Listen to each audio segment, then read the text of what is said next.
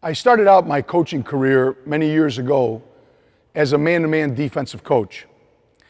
And over the course of the 19 years I spent coaching in college, I had the opportunity to watch more videotape than I care to admit, either opponents that were scouting for our own games or as I was evaluating high school players, watching many high school games. In addition, I had the opportunity to visit the actual practices of many of the great high school coaches in our country, many of whom were zone defensive coaches. And so with that information in mind, we made a decision in 2004 when I accepted my current coaching assignment that the zone defense was going to be our primary defensive attack. And let me give you several reasons why we came to this decision.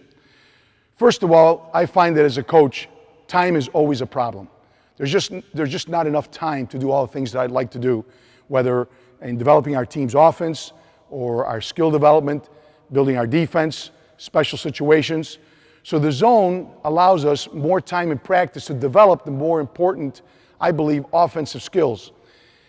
Our research has shown us over the course of the last 12 years that when we lose basketball games at Northridge, it's usually because of poor offensive execution, either too many offensive turnovers, or perhaps, particularly those that lead to scores, or perhaps just not running our offense well against pressure.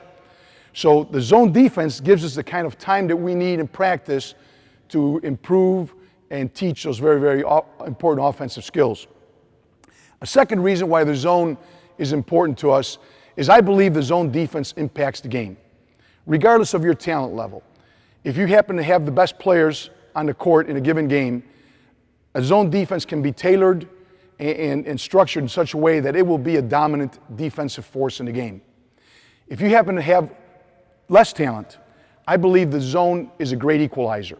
There's no question that the zone, if you're the lesser talented team, can keep you in the game.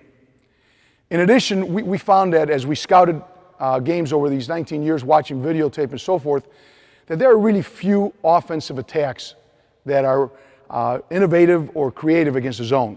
I find that most attacks are very similar in nature. They have few options, and as a result, it really lessens our time in terms of scouting preparation for each opponent. One of the greatest features of the zone defense, in our opinion, is that it stops dribble penetration. I believe that the zone is structured in such a way that it's inherent to the way a zone works, that it stops dribble penetration. And we all know that the way players train today and the way that coaches set up their offenses, that dribble penetration is at the heart of what people do offensively. So the zone defense has a built-in structure that helps us stop dribble penetration. In addition, I find that in the zone we foul much less. In fact, we kept records over my first 8 years at Northridge to make sure this was true. Obviously you hear that and sometimes you wonder if it's actually true, and it can be supported with data. And we found that not only were our opponents getting to the bonus fewer times, oftentimes not getting into the bonus at all in the first half, and they did get into bonus in the second half, usually when the game is a little bit more competitive and you're trying to win the game in the final and closing minutes, and there's going to be a little bit more fouling by both teams. But we found that there was a delay in the times that we would get into the bonus even in the second half, and we managed to keep our best players on the floor longer than we did in the years that we played man-to-man previously.